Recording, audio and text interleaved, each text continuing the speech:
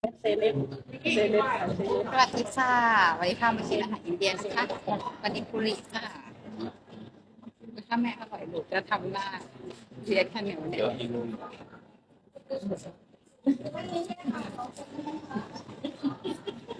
เป็นไงใส่น้ำเยอะ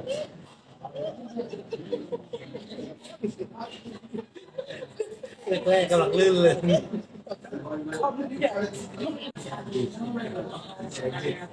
โยเกิร์ตปั่นแบบเค็มลาสี่ลาซี่มาชิมกันนะคะ